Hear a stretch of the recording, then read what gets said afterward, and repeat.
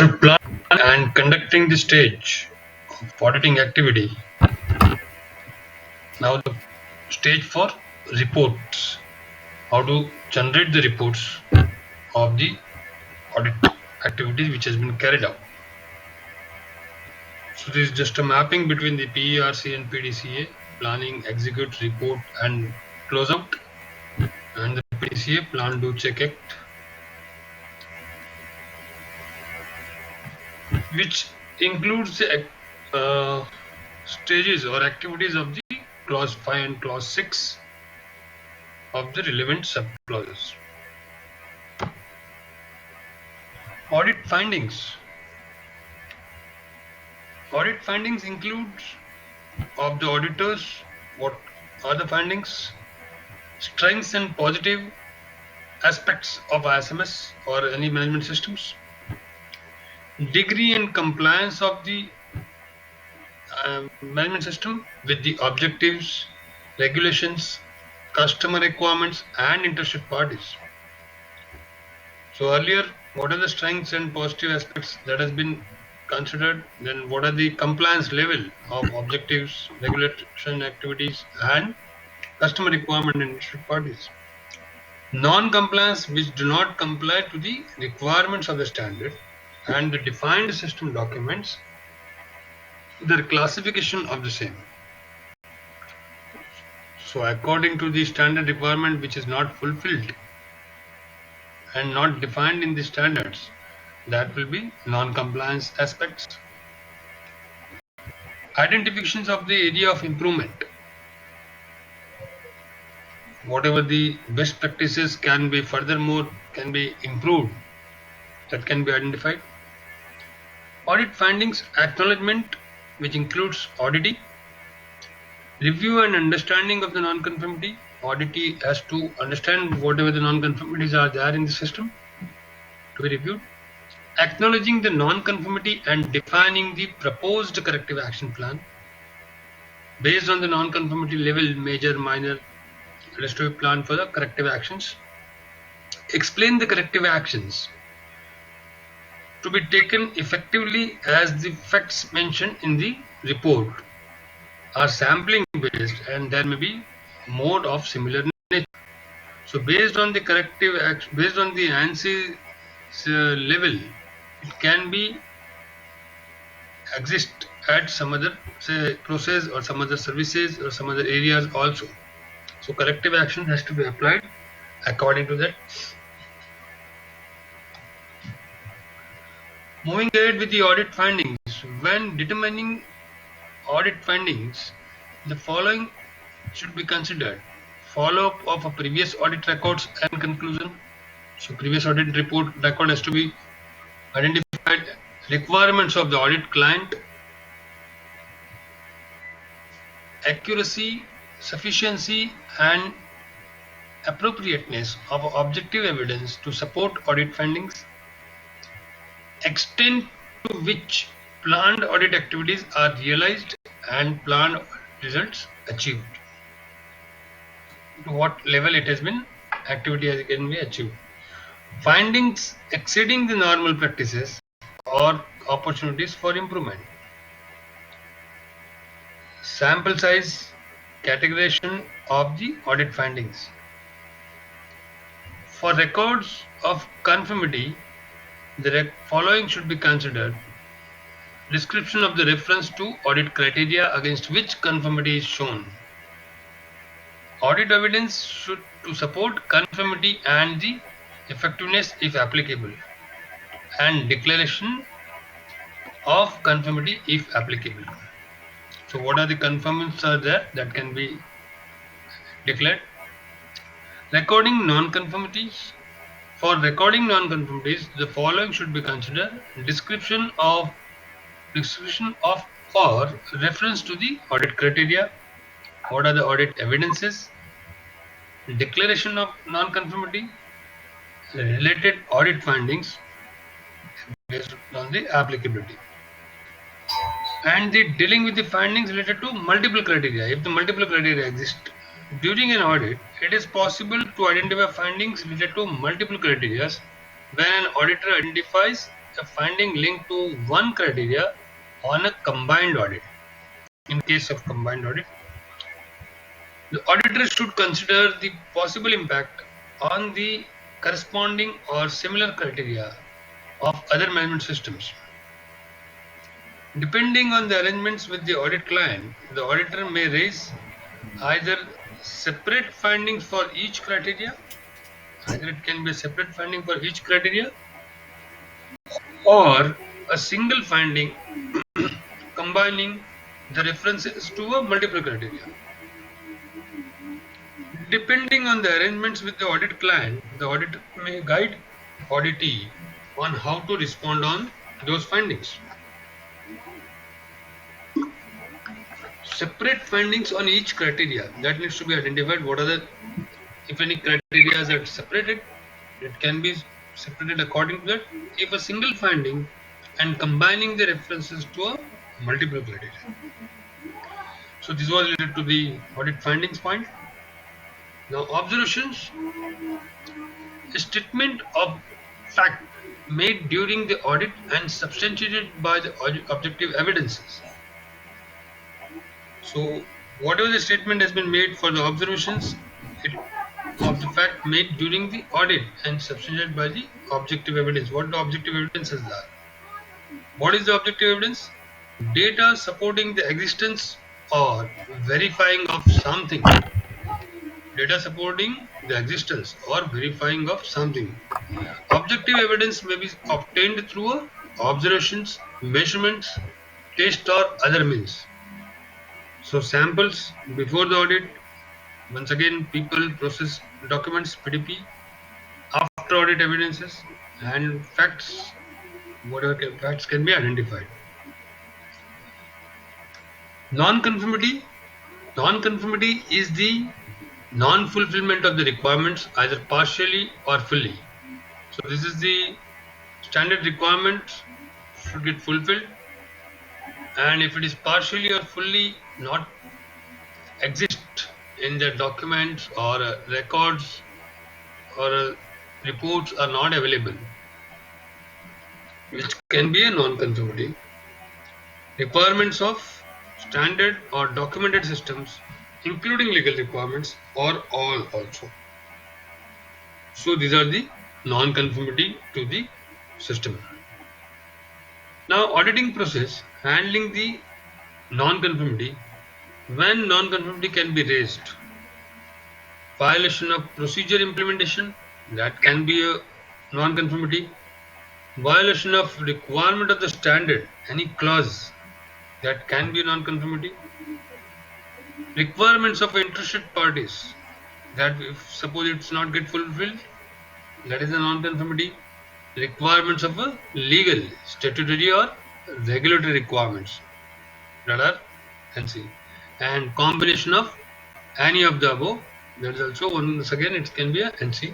So there are several ways to manage to identify the NC.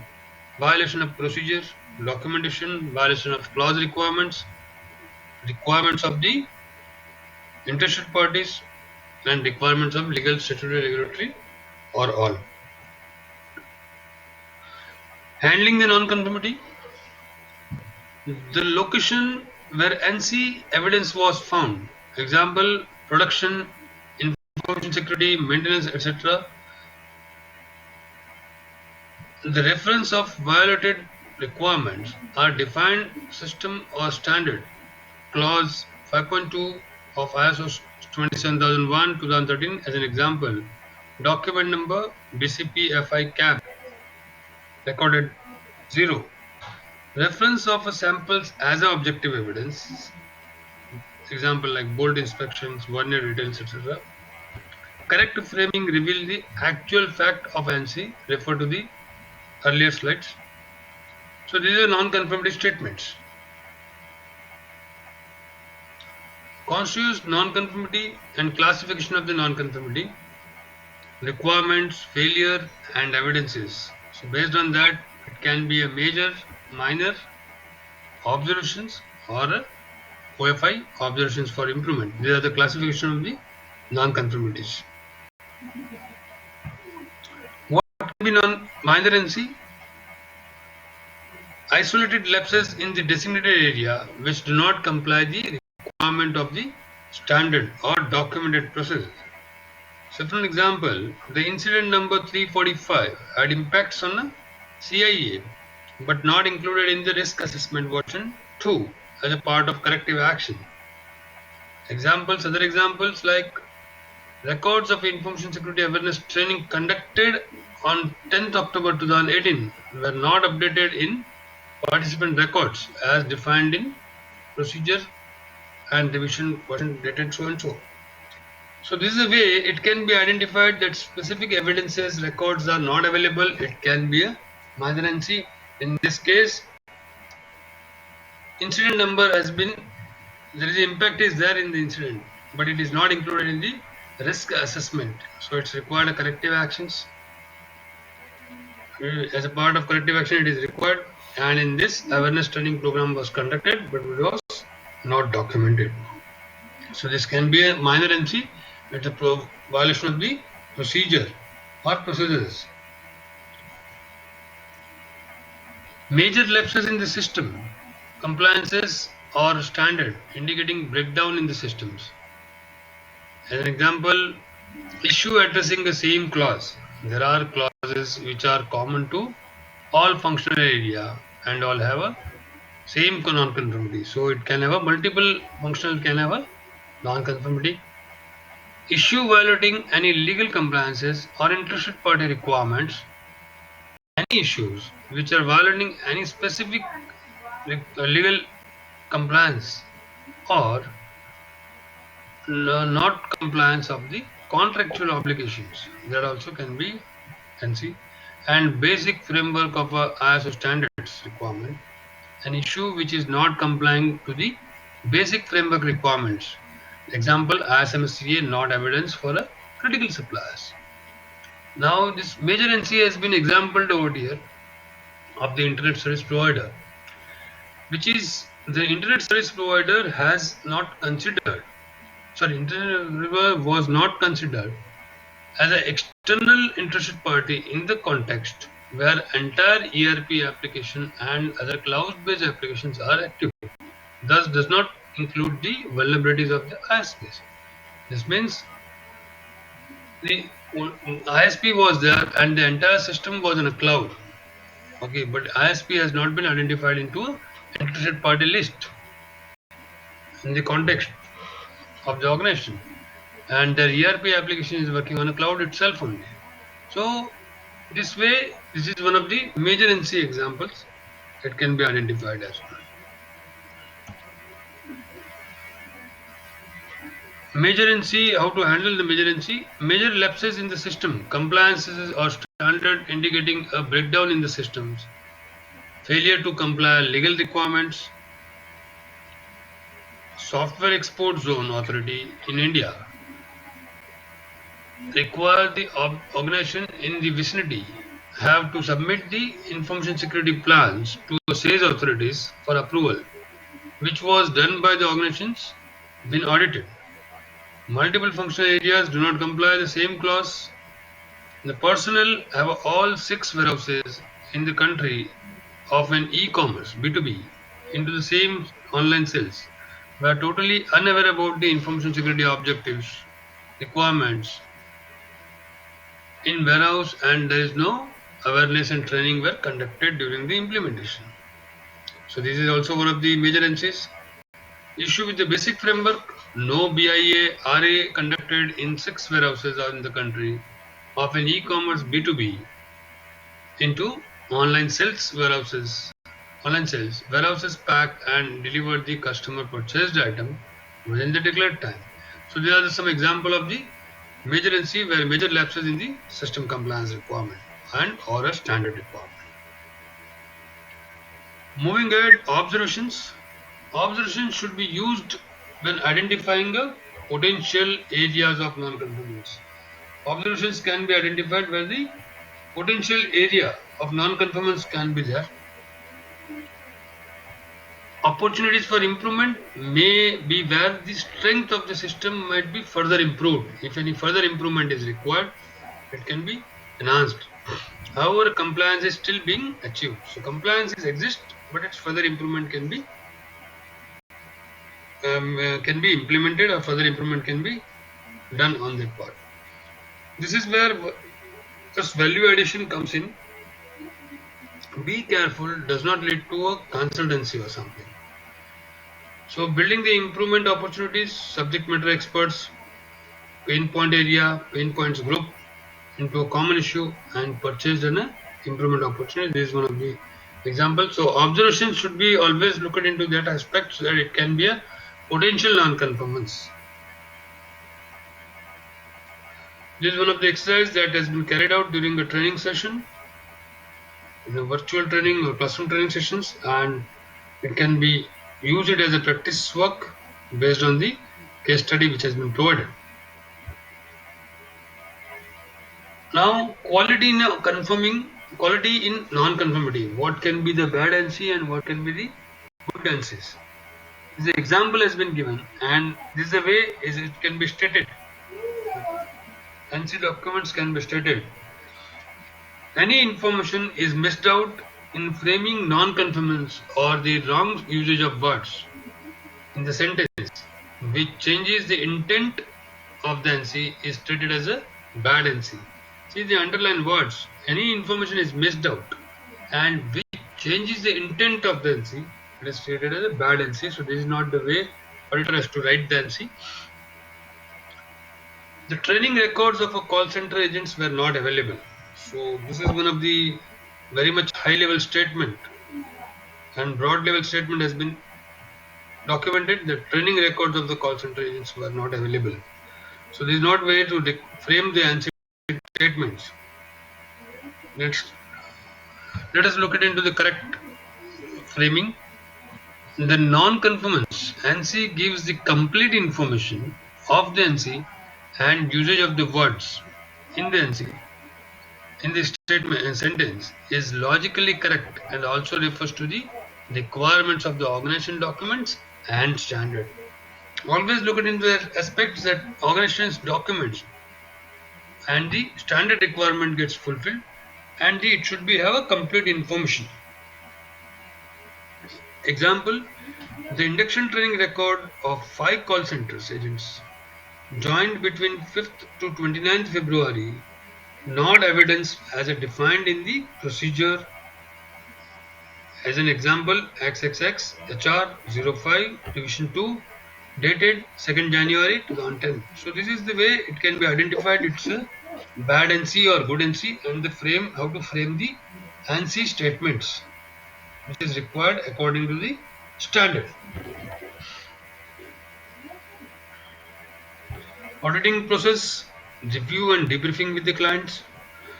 The review meeting, normally 15 to 20 minutes in a duration, is carried out at the end of each auditing day with the management representative and guides too.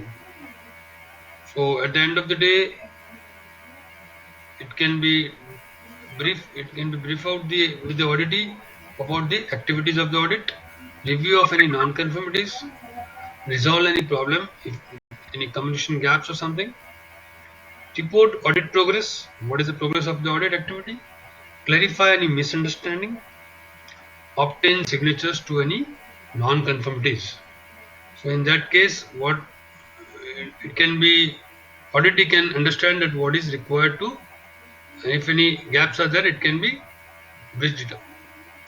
What went well or not so well. So that means what happened in the entire auditing activity day. If it is required to improve, how we can improve the next time. Did we have a right tools? So the tools and technologies are properly in the systems, or ask for the any questions or concern or queries in this. This way they require to do the review and debriefing with the client. Conclusion: the extent of the conformity of the management system, capability of management review to ensure suitability, adequacy, and effectiveness of improvement. In case of whatever the improvements are required, what are suitable adequacies are there, and effective implementation, maintenance of management systems. It's recommended for a certification decision based on the audit report findings. Closing meeting. Hold closing meeting with the auditee, audit client and other parties to present audit findings and conclusions. What are the findings and conclusions can be presented in the closing meeting?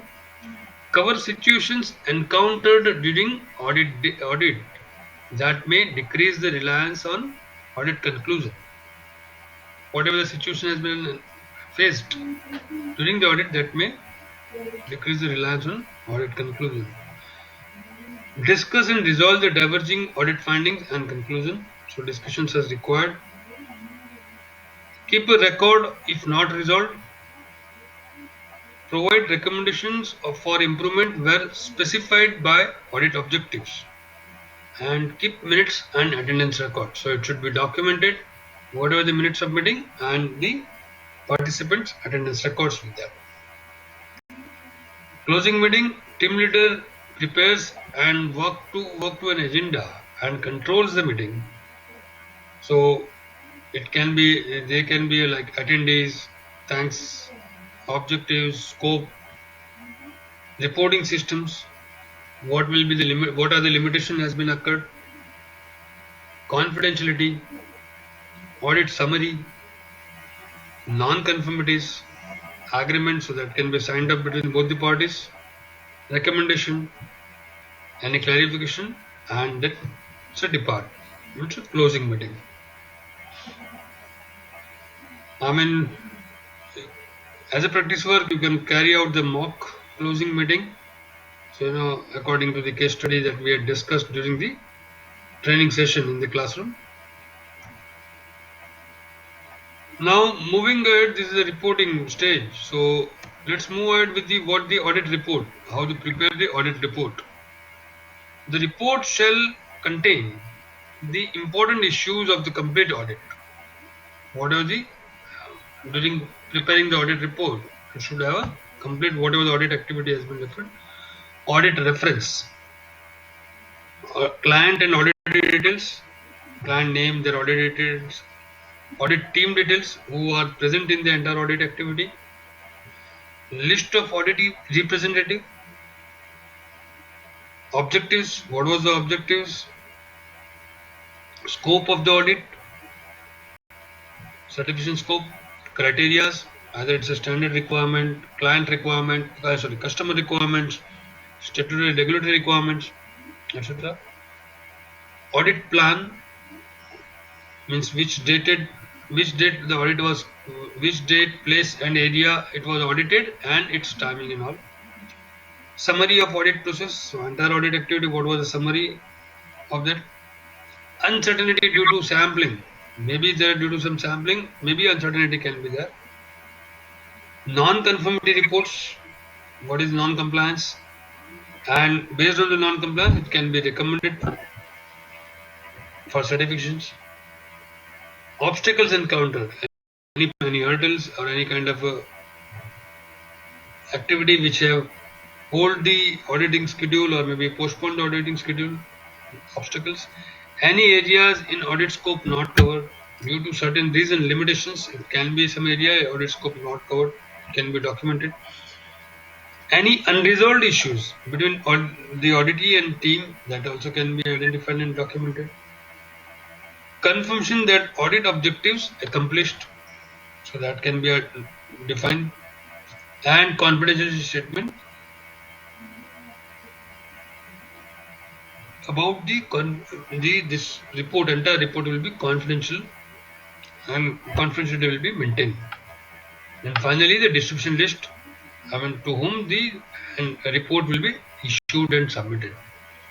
So these are the elements, important requirement needs to be considered during the audit report preparation.